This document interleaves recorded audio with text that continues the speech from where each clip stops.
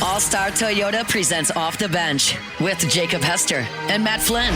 Okay, here we go. Where the plays get broken down and science gets denied. Hey, they said I got to come off the bench. Hour 2 of Off the Bench, live from the Raising Cane's studio.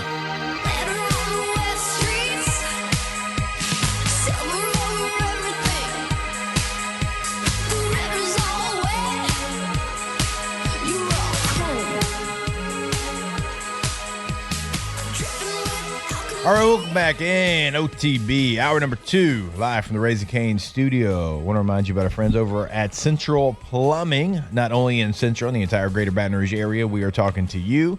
If you're looking to upgrade at your home and business, they certainly can help you out there. Come in, completely remodel everything for you, small, big, everywhere in between. If you've got an emergency, 24/7, 365 weekend holiday game day number 225-925-8552. Again, always online at centralplumbing.org. Matthew, you asked the quarterback question to Shay, and it was actually, hey, look at you, Big J journalism. It's not a big deal, guys. Because I was about to ask him the same question, and you stole my question. That doesn't happen very often. Whoops. You were going to ask a quarterback question? I was, because you got a quarterback literally right here. Yeah, in theory. So that's a good point.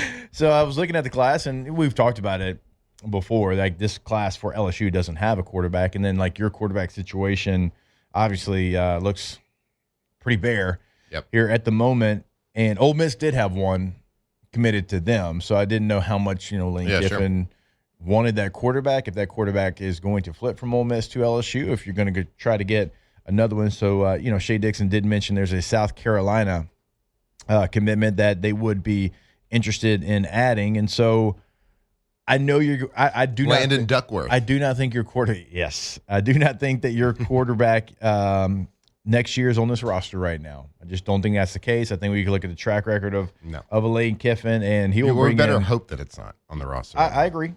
I agree with you. And he'll bring in multiple quarterbacks in the portal. He has certainly done that before. But what are your thoughts on needing to get a quarterback in this class? I always think you need to get a quarterback. Now, I don't think it's as necessary as it once was. Certainly with the transfer portal, Lane Kiffin has proven to be a master. What did Shay say? He found his Trinidad on Twitter? Yeah, I don't know the story. One of the coaches saw his highlights on Twitter, and they were like, he was going to go somewhere else at the FBS level.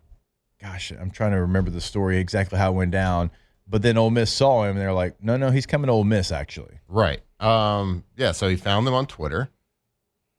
So the quarterback that Lane found and brought to Ole Miss, who's leading them into the playoffs, was the quarterback for Ferris State University the year before. Yep. And I remember when we played them looking up the stats, it wasn't necessarily like the most impressive, outlandish stats either. Yeah. So it just kind of goes to show you what this Lane Kiffin offense has the potential to do. And like Shay mentioned, he's like, well, you think I hit pretty good on him and multiple other people in the transfer portal before. You don't think I can do it at LSU with the resources and that logo and those 3 letters across the chest?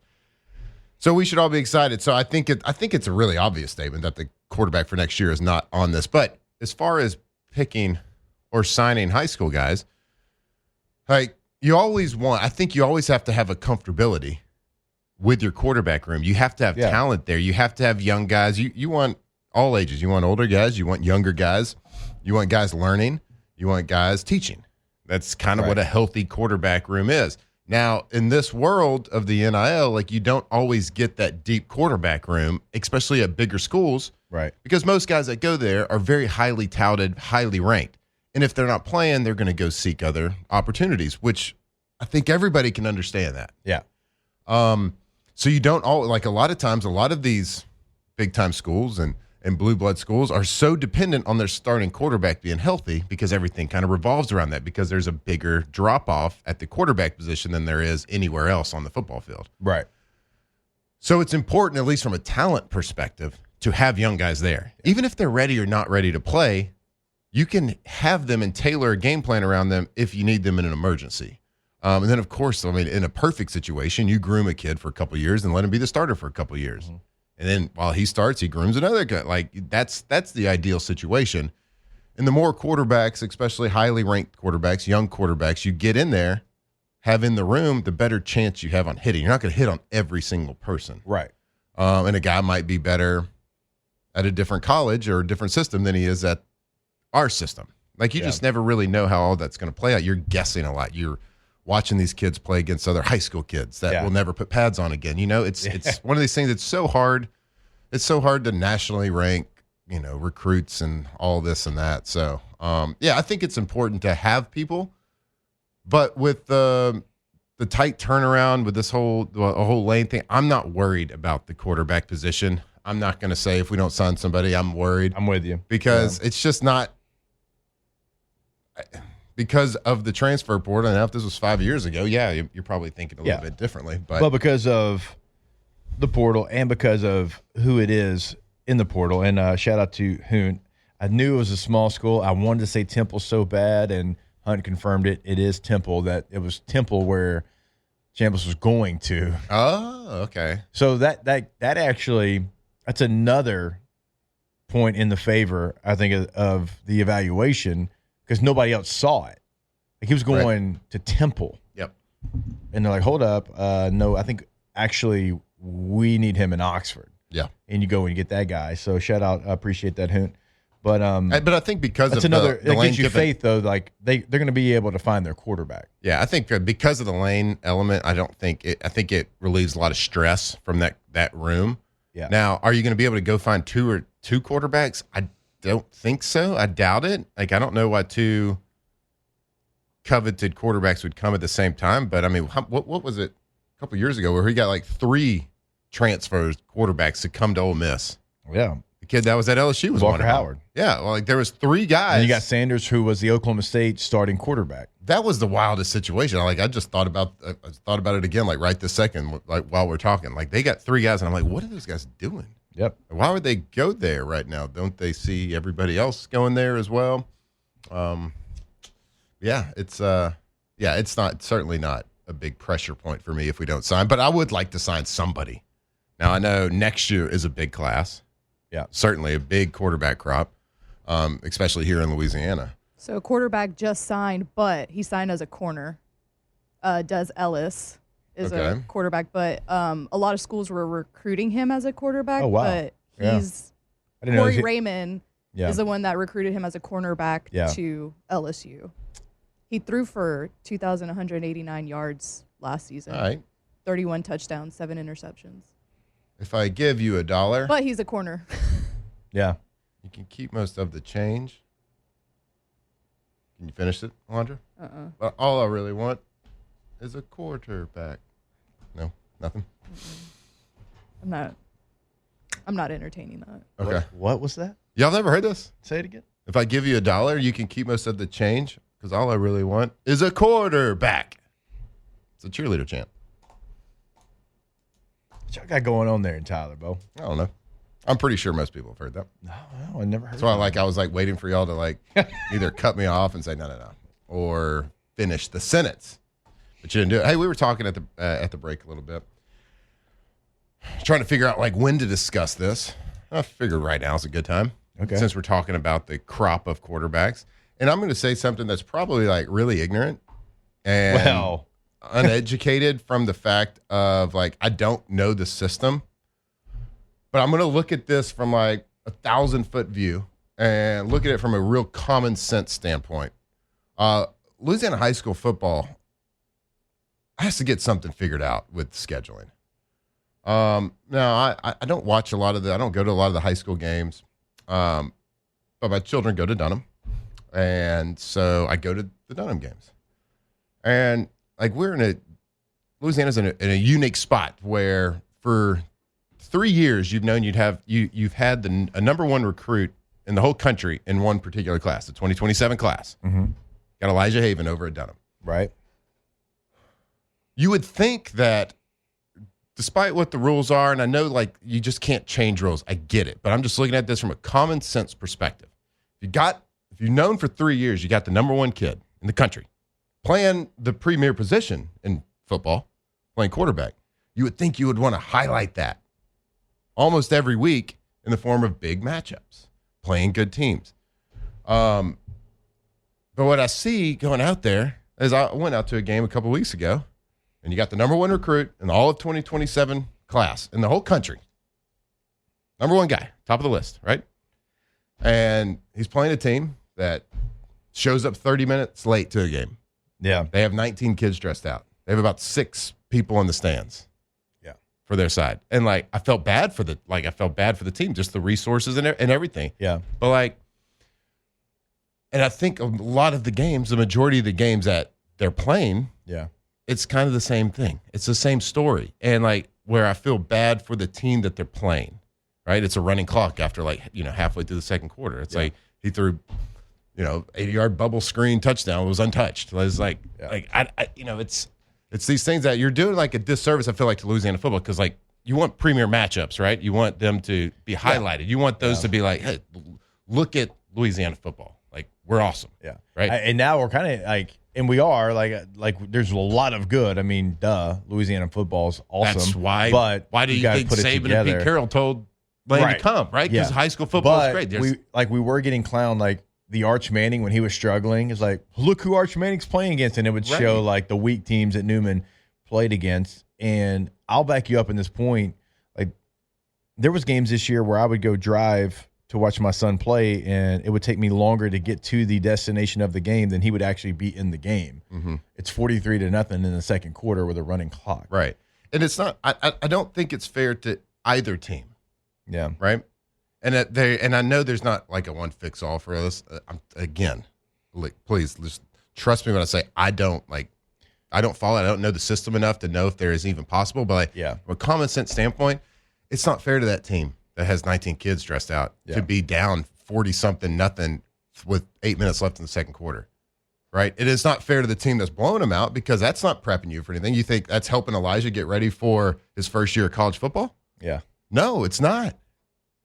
Like, so you're taking your best recruits, and you're not, because of matchups discrepancies, like they're not prepping for the next level as well as they should be or could be either. Right. So I don't know. It was just it's a frustrating thing for me the last couple of years watching, because I'm watching this guy that I'm like, you should highlight this guy. Right. You should. He should be playing. He should be playing. Like, they should be doing different things. And they play, they'll have like one challenging matchup, and I don't know. Yeah, I mean, I'm preaching. I'm just old man on the lawn here. I get that. I don't know what the fix is. Like, I don't even know how to follow all the systems and classes and divisions and stuff. Like, I can't follow that. So I don't know who really can.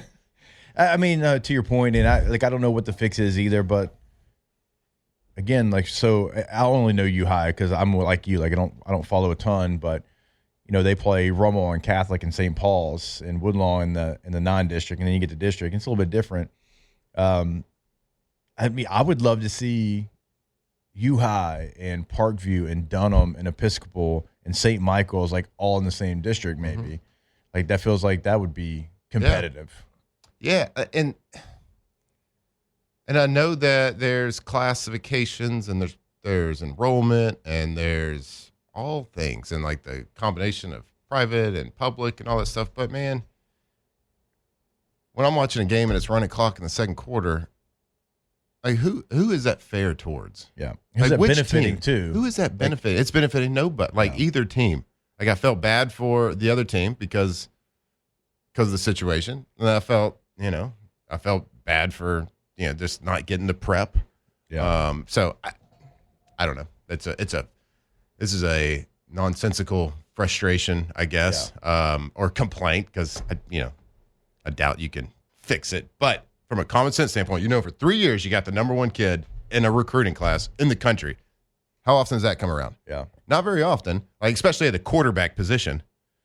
You would think you would play some games that, could get aired on some local station at least. Yeah, the whole deal's screwed up. Yeah. I mean, it is, right? And again, I don't know what the fix is, but because I think Evangel they play 5A, right? They're 1A size, right? Mm-hmm. So you play up, and it's like it's a little bit here, a little bit there, but some of these district matchups are rough. Certainly in the lower classifications. Some of them. It's like, I don't think I've been to a good game yet. I was very thankful for the Madison Prep game for you. I'm like, oh my God, thank you. A good team. Yes, and it was a great game. 2 great games between U-High and Madison Prep. But, yeah, I'm with you there. It's like that doesn't really benefit anybody. That's right. Trying to get ready. Let's go, Dunham. Beat Louisiana or Lafayette Christian this week. Let's go.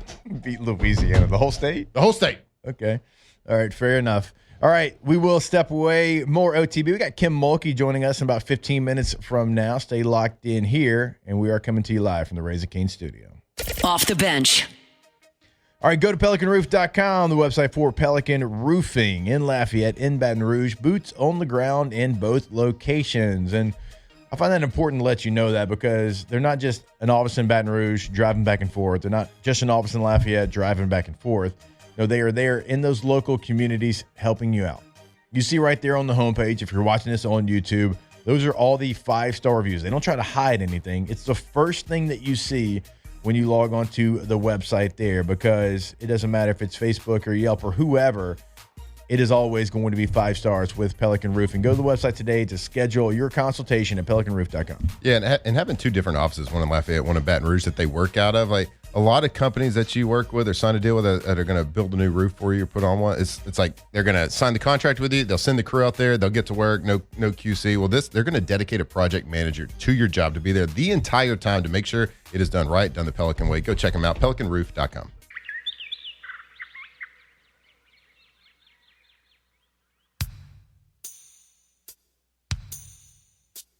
"2007 champs, purple and gold to the core. This is Off the Bench with Hester and Flynn, Baton Rouge's go-to for all things Louisiana sports."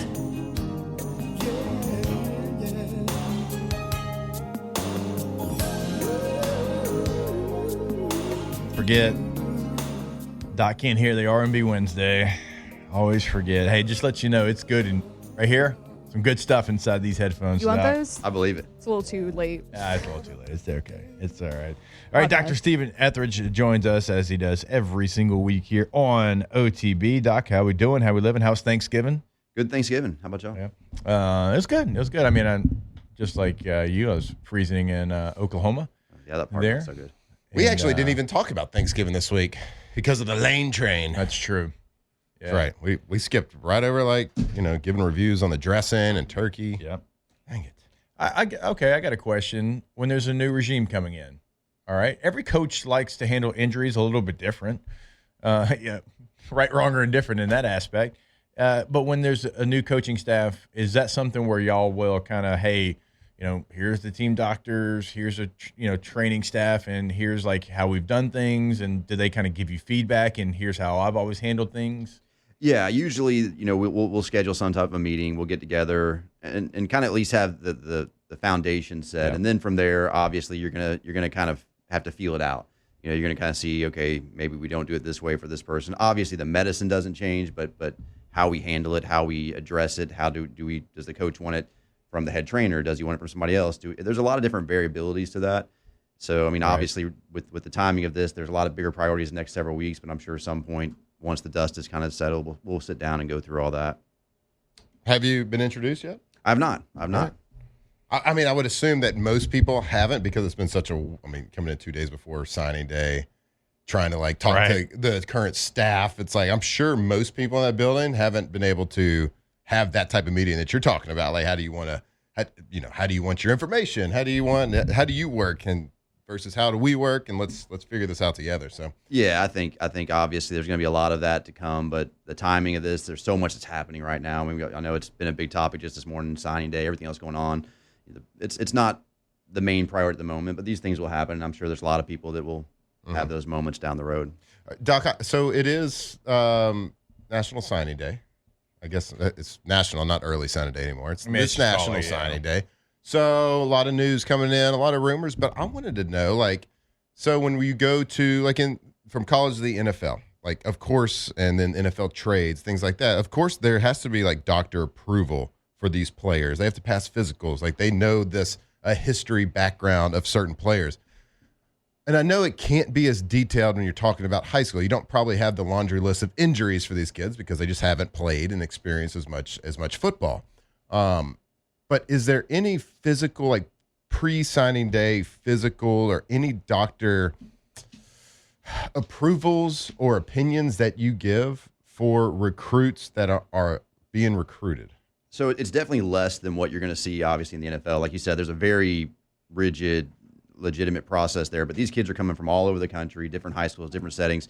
Some have maybe had injuries when they were younger that we might not even be aware of during this phase of the game. So in the high school environment, it's mostly if there is something happens. If you're recruiting a kid and we know about a significant injury, sometimes the coaching staff will come to us and say, "Hey, what do you think about this injury?" Right.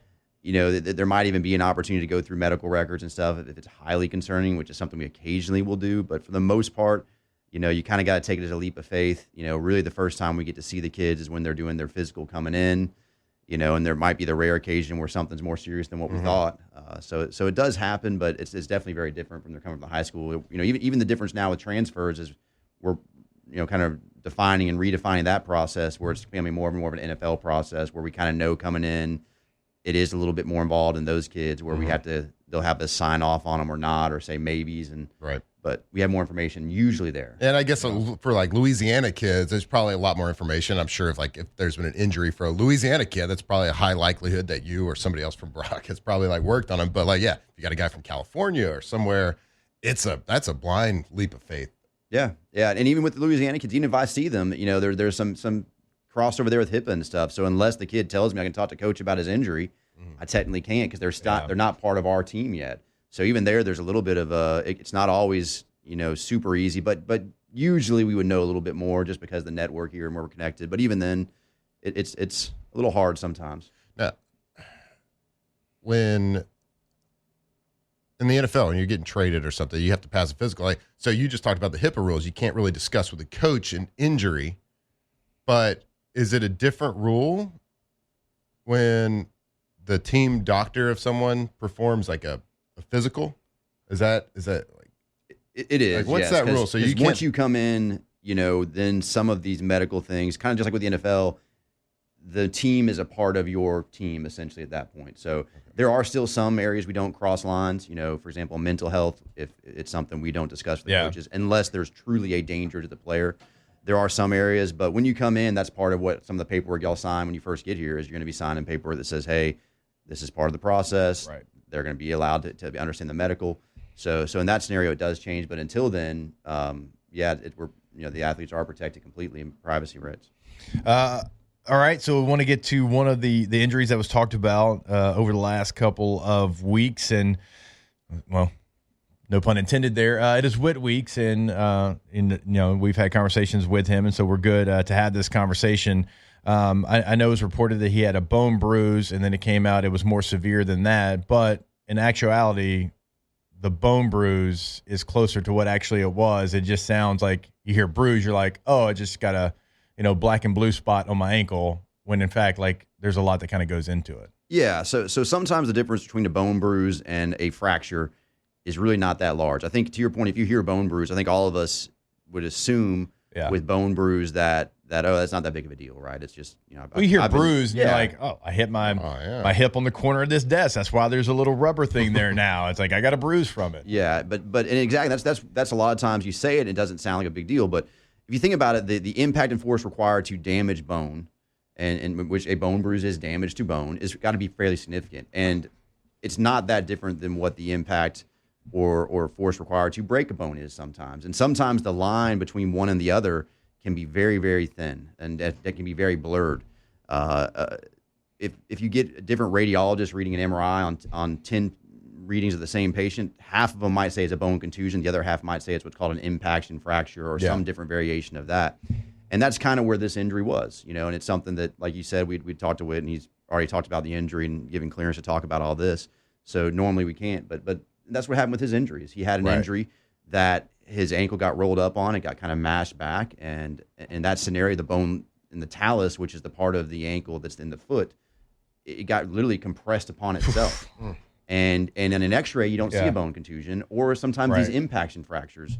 Then you get an MRI and you say, well, look, there's definitely an irregularity there, and it's a fine line between the two, but they're both significant injuries. That was tough for me because it kept being called a bone bruise, and I didn't know until you explained that to me. I didn't know, and I'm like, man, I hope y'all don't if you know Whit Weeks, a bruise, air quote bruise, is not keeping him out.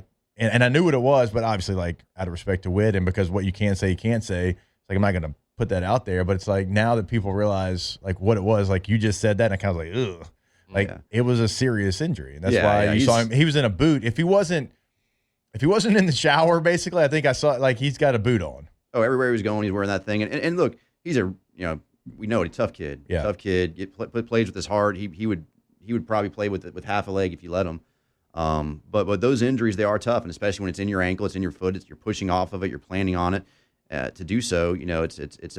Typically these are going to be structurally sound injuries, but they're injuries that sometimes just you literally can't move your foot or ankle in that scenario.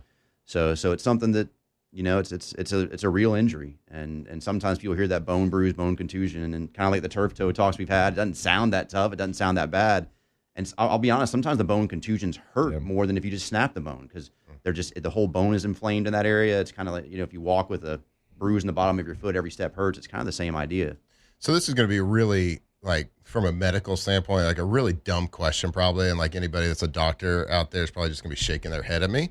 But like, you talk about a bone bruise, okay? So I'm just thinking about like a standard bruise on your body. It becomes discolored, like purple, whatever that looks like, and a lot of that color is from like blood flow coming to it, right?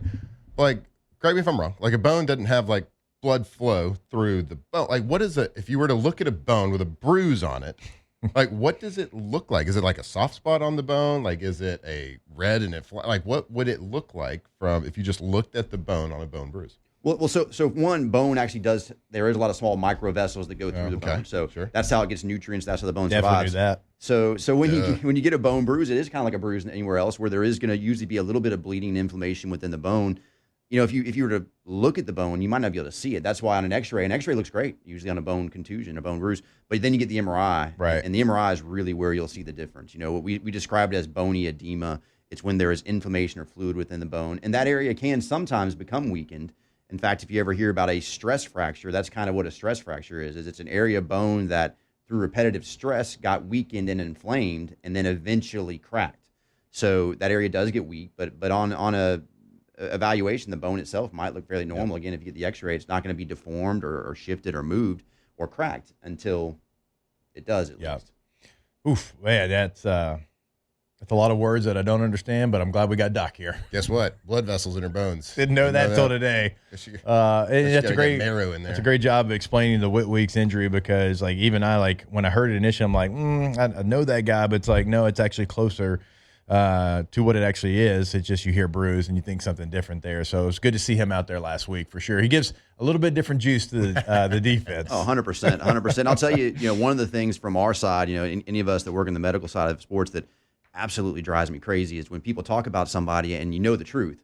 And I want to yell it from the top of the mountain. Do you understand what this is? The same way, yeah. I remember my first year on staff, and we had one of our tackles who had to play with a calf strain, had a pretty bad calf injury. Right. And he was our only option, though, one of these weeks. Yeah. And the guy had to go, and we were going against Auburn. I don't remember who their defensive end guy was then, but he was one of these guys, first-round prospect. And, of course, the tackle was getting murdered the next week. And I was like, he played a heck of a game for a guy playing on one leg. Yeah. But I couldn't say it. I know. I remember I was listening to the radio show. I would have called in so bad and be like, listen, y'all, this is this kid. And that happens every week. That there's more to it. Right. And it's something that we wish we could talk about, but most times we can't. And we respect the privacy, but sometimes it is frustrating. Doc is the man. Great explanation of what was going on there. A lot of words that Flynn and I will still never be able to say out loud because we don't have to pronounce them. We've got Google. We've got Chat GPT. We'll use them. Doc doesn't have to use them, and that's why he's the best. We appreciate it. My pleasure. All right, when we come back, LSU head basketball coach Kim Mulkey joins us here on OTB. Off the bench. All right, go to trashrangers.com. 225-612-2477 is the number. Roll-off dumpsters, they got 3 different sizes to choose from. I give you the number so you can call. Hey, here's what I've got going on my project, at my home, at my business. Here's how much I expect it to be, and they'll make sure you have the right size dumpster on your project. You also can sign up for residential and commercial service right there on the homepage of the website. Go check out all that information. Also, sanitation department now a part of what they do over at Trash Rangers. TrashRangers.com. That's right.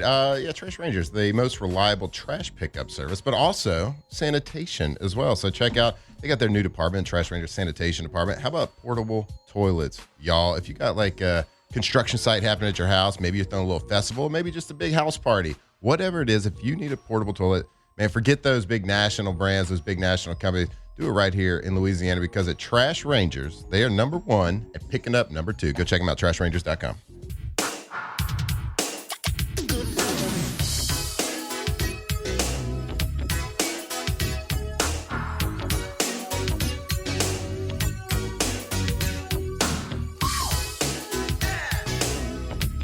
Tigers turn talkers. This is Off the Bench.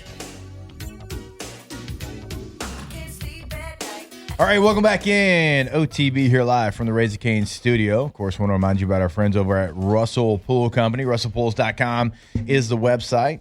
If you're looking to build your dream pool, well, they're going to get it done every single time. And you can check out other dream pools on their website. Great gallery of work. And maybe you're not sure what your dream pool looks like, and you put together an amalgamation of 6 different things you see there on the website, and that's what they're going to do for you, because it's always going to be your dream pool. You can check out the financing options on the homepage as well, russellpools.com. All right, we're going to get to our favorite interview of the week. LSU head basketball coach Kim Mulkey joins us now. Coach, we appreciate the time as always. Hopefully you had a good Thanksgiving and some good time down there, some good sun rays down, St. Thomas there, now back home. Glad to have you on as always, Coach. You can't lie this morning. I cannot be the best interview of the week. If y'all haven't gotten Lane Kiffin, then y'all need to come to my house and we need to go find him, baby.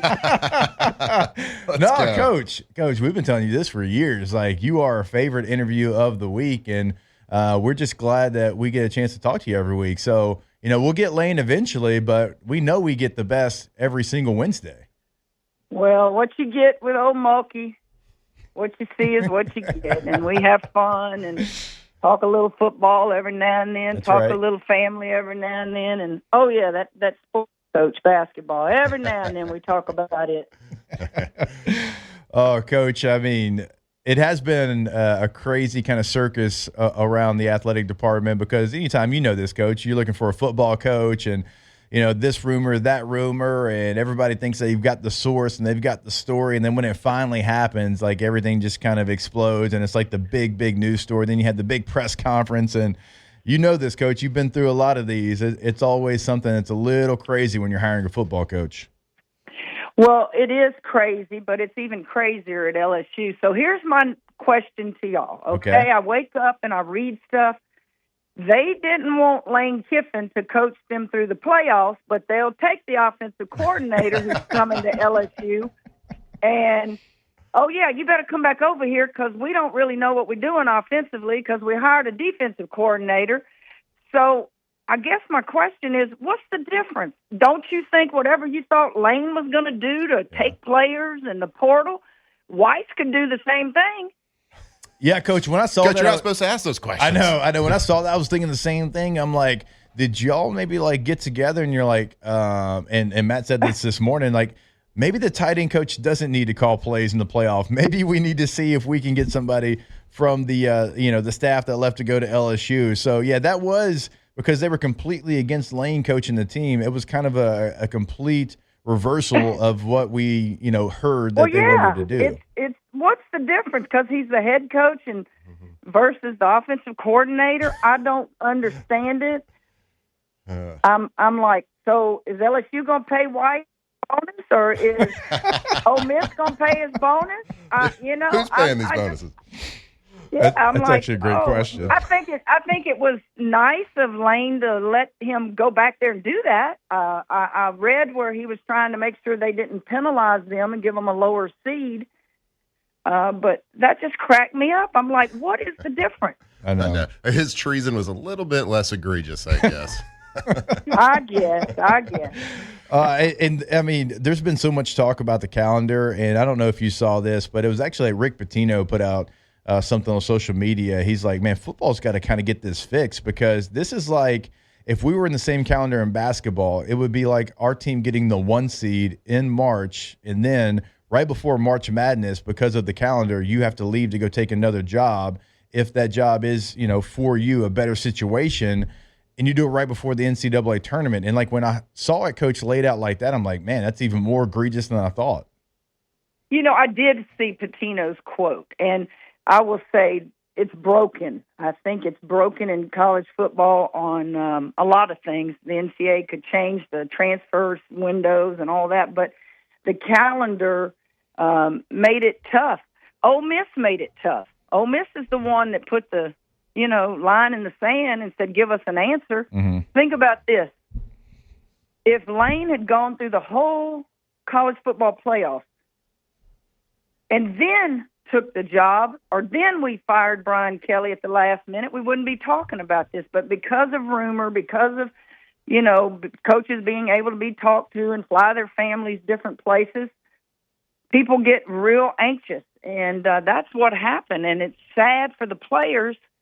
But, I think he had to make a decision that he didn't want to make at that time. Yeah, I think that was pretty clear too, especially with his remarks at the press conference. You could see that there's true feelings and a little bit of sadness and excitement from both directions from him. I thought it was very genuine. But like you've been through this, you have made a move. You've been one of the most talked about coaches and made a move to LSU. So what piece of advice would you give Lane coming in as a highly touted coach? Of course, all the headlines, but coming into this school specifically at LSU. You better win. They love you today, and they'll fire you tomorrow. I think expectations at LSU are what they are. And sometimes I don't think that they're fair because I think it's such a big enterprise. And you better win. And if you don't, I'm telling you, all those welcoming hugs and handshakes, they will forget about you. But he knows that. Think of his history. I mean, he was fired on the tarmac of an airport. Lane has withstood a lot of criticism from what I've read. I don't know Lane. I've never met Lane. I can tell you one thing I do like about his family. His brother Chris might be the smartest one in the family. He married a former women's basketball player and coach. There we go. So his wife was a great player. I think her last name was Timmons, and she played at Creighton back in the day for Connie Yorey. And then they went to Nebraska, and she was on Connie Yorey's staff at Nebraska. And I bet that's where she met Chris because he was a coach there at the time. So I want to meet that family because, heck, she can bring something to the table for my program. Well, no doubt about it. And, Coach, I was thinking about you whenever Lane decided to take the job because there's a lot of people and, you're in a good situation at Ole Miss, but then you go to LSU and they were asking the why. And I'm like, well, I'm biased. I think I know the why. I can tell you my why and why because I think LSU is the greatest place on earth. And Coach, you were in a similar situation. Like y'all won national championships at Baylor. So y'all had done more than Ole Miss, certainly. And you decided to come to a place that had never won a national championship. And so you were taking a leap of faith. And I know, you're from Louisiana, so it makes it a little bit different, but this was a place that you saw and you wanted to accept the challenge of going to LSU. I think our whys are different, but yet similar. You just mentioned, this is home to me. Right. This state, I didn't come back just to come to LSU. I came back for this entire state to start appreciating and loving women's basketball in high school and all the universities in the state. And that's why I came back more so than I thought, I can win at LSU like I did at Baylor. I thought the resources would be much greater at LSU because of being in the SEC, because of being a larger flagship university versus a private school. And I thought, if we can do that at Baylor, which we did, we built a dynasty, guys. And I didn't know just how hard it was until I got to LSU and realized, oh, man, I just got that amount of money from a donor. It took me 20 donors to get that at Baylor. Right. But that's all I knew, and I was okay with it. I was great. I love Baylor. My daughter's still there. My grandbabies are there. I still go back to Waco. But his is probably different. He's never won a national championship, has he? No. All right. So in his mind, I'm not going to speak for him. Right. But I bet all his mentors were saying to him, where is it easier to recruit to, mm-hmm. and which place will give you the best chance to contend for a title every year? I don't know that because, hey, Ole Miss is contending for a title this year.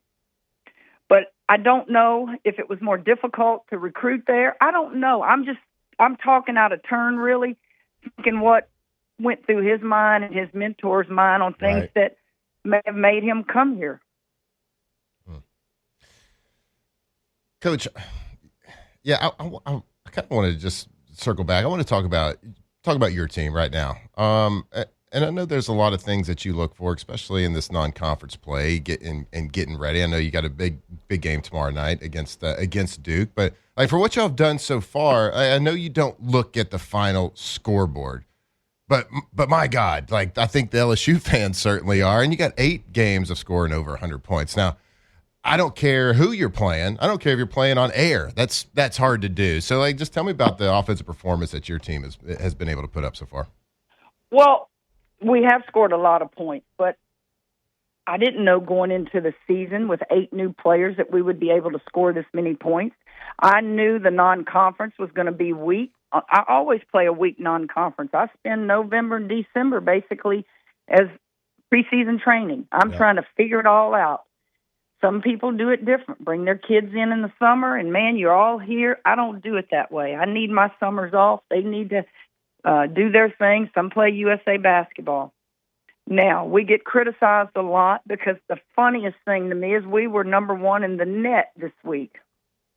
Well, that just created an uproar. So my point to everybody there is it's a flawed system. It's a flawed system. And when it comes time for the playoffs, whoever those 12 committee members are, guys, they're going to do what they want to do. Yeah. They're going to emphasize what's most important. I've seen programs lose in, tight games like the number 1 versus the number 2, and then when it came time for the playoffs, the loser didn't get a 1 seed. Right. So don't read much into people's non-conference. It doesn't matter. At the end of the day, you want to be a top 4 seed so you can host on your campus the first and second rounds and then go try to win a natty. And I've won natties being the 1 seed. I've won natties being the 3 seed. It doesn't matter. Coach, it's great stuff as always. We appreciate the insight into, everything, not just women's basketball. Certainly looking forward to the matchup with Duke coming up. Looking forward to the matchup you got in I guess it's coming up in less than 2 weeks against Louisiana Tech down in New Orleans. Looking forward to being in the number there as well. A lot of exciting matchups coming up, and we always, and hey, it's not just lip service, Coach, our favorite interview of the week. You guys behave yourself, and if you need help getting Lane on the air, call me, and I'll have to go meet him and introduce myself and say, Lane, need you to come with me. Got a couple old football players that think they're still in shape and can play for you, but they can't. But so back in their heyday, Lane, right. Back in their heyday, buddy, they could go. That's right. That's right. I used to be somebody for sure, no doubt about it. Now I pull my hamstring thinking about running full speed. So, Coach, we appreciate it so much. Guys, be good. Bye-bye. You as well. LSU head coach Kim Mulkey. I mean, incredible insight, not just basketball. I mean, obviously our team's awesome. They're scoring 100 points per game. They won last time out 112-35. So, we appreciate the basketball insight, the best basketball mind around, but just into life, into the coaching world, into all things LSU, that was fantastic. All right, we'll take a break. I know we're long for it. More OTB when we come back live from the Raising Cane studio. Off the bench.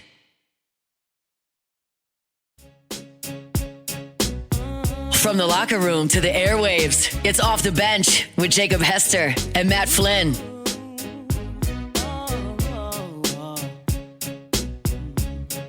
All right, welcome back in OTB.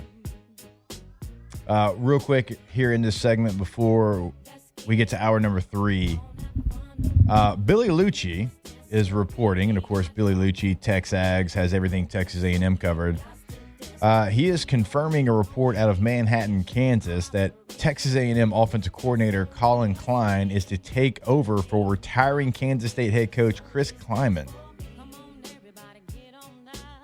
Klein obviously played at Kansas State. And this is the only place I'm seeing it, but if Lucci has it, unless he got hacked, Lucci knows everything Texas A&M. So once he reports info like I do. Colin Klein to K-State. Chris Klieman is not somebody that I thought was retiring, but as the Aggies get ready for a playoff run, feels like big news. Yeah, it does feel like big news, but if Weis can do it, he can certainly do it.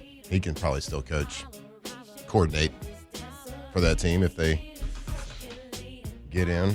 Yeah, and we'll get to the Weis part of him going back to Oxford. Yep. You heard Coach Mulkey talking about it. We'll get into it when it jumps back here, hour number 3 of OTB. Off the bench. Coaching carousel, man. It is forever spinning. All right, we've been telling you about the warehouse sale over there at the Marucci Hitter's House, and well, it's going on right now, and it is such a great time to go take full advantage of it because we know that you've got spring baseball right around the corner. And I know for me and my boys, that starts up here in a couple of weeks. You start getting ready. You start practicing. So go ahead and take advantage, right, of all those incredible deals during the warehouse sale, right? You still got some days left here, but obviously you want to get there. You want to get the best of the best, and so go take full advantage of that. You can find more information about it at maruccisports.com. Take advantage now. Don't miss out this baseball season. Play with the best, and that is Marucci. Yeah, I mean, Marucci sports, Marucci bats, everything. It's Baton Rouge, baby. So go, whether it's gloves, whether it's bats, whatever. Go to the Hitter's House. Go check it all out. Support Marucci, maruccisports.com.